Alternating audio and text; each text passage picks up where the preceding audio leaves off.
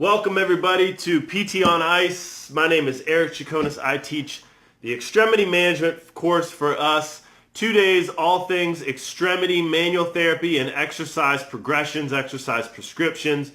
And I want to give you a little example of a couple options that you have for knee flexion. Now, I've talked in the past a lot about knee extension mobility. Knee extension mobility is critical. It's one of the big focuses. When we have a stiff knee, we've got to make sure we try and help that person restore knee extension. But from time to time, we do want to kind of push and nudge knee flexion a little bit as well. In my experience, the harder we push knee flexion, especially in a swollen knee or a stiff knee, sometimes that can kind of give us some flare-ups and it's not well tolerated. Flexion isn't as well tolerated, but you've really got to get it moving in some cases, in certain diagnoses, post-op cases and stuff like that. So knee flexion, one option that you have, rather than just classically stretching the knee in supine, working flexion like that, is in prone. What can make it a little more comfortable is not only am I going to work the knee into flexion, but I can also add a little distraction, and that tends to make it a little bit better tolerated. So by working the knee into flexion with this distraction movement where I'm pulling the tibia up away from the femur while working flexion like that, and kind of make it a little bit better tolerated. I also like to put something in the crease of the knee in the popliteal fossa right here to kind of give a little fulcrum. So in this case, I'm going to use my hand. My hand's not only stabilizing the femur, but it's also a fulcrum for knee flexion as I'm working that knee in a distraction and flexion type movement like that. The other thing I can do, and I learned this one from I got to give a shout out, one of my original mentors, one of the people that's really influenced me kind of, in my career that I can really want to thank is Catherine Patla, Dr. Patla. And so this is one of her techniques that I learned from a course that I used to teach with her. And so what you're going to do is you're going to try and distract the knee using leverage.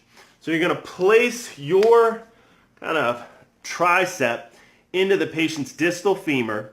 That's going to be the stabilization. You're then going to grab the tibia, and not only are you working distraction by pulling up away from the femur, you're also flexing the knee. And because this kind of fulcrum is staying consistent, you're going to get a distraction movement from that. And so that can also kind of make that knee feel a little better, feel a little looser as you're working it into flexion, make it a little bit better tolerated. So now, Sunil, flip over to supine, please.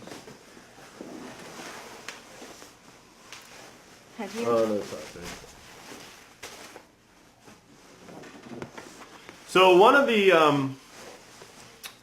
the techniques that I get a lot of good feedback on in the course afterwards, people will say, they'll email you a month later and say, hey, I tried that one knee flexion technique and it works great. So I get a lot of good feedback on this one. Is called a tilt. And so same thing, you're going to flex the knee up. And what's nice about this is, you only get a certain amount of flexion movement just by distracting and pulling back. What you end up wanting to do at some point is kind of gap the front of the knee or open up the front of the knee, if you will. And so for this, what it is I'm going to flex them to their maximal available range. Then I'm going to grab the tibia. And as I flex up, I'm going to try to open up the front of the joint by pulling my hands in this arc movement like that. So I'm here, and I'm going to come under, and I'm going to pull. It's not an anterior drawer. I'm not, I'm not pulling the whole tibia forward.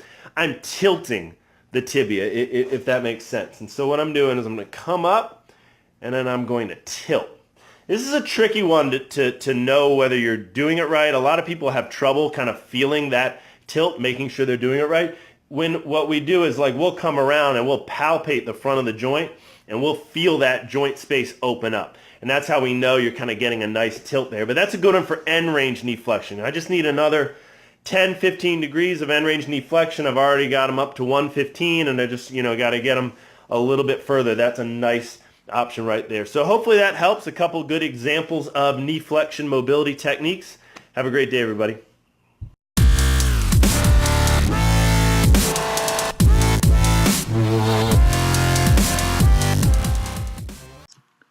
Hey, thanks for tuning in to the PT on Ice Daily Show. If you enjoyed this content, head on over to iTunes and leave us a review. And be sure to check us out on Facebook and Instagram at the Institute of Clinical Excellence. If you're interested in getting plugged into more ICE content on a weekly basis while earning CEUs from home, check out our virtual ICE online mentorship program at ptonice.com. While you're there, sign up for our Hump Day Hustling newsletter for a free email every Wednesday morning with our top 5 research articles and social media posts that we think are worth reading. Head over to ptonice.com and scroll to the bottom of the page to sign up.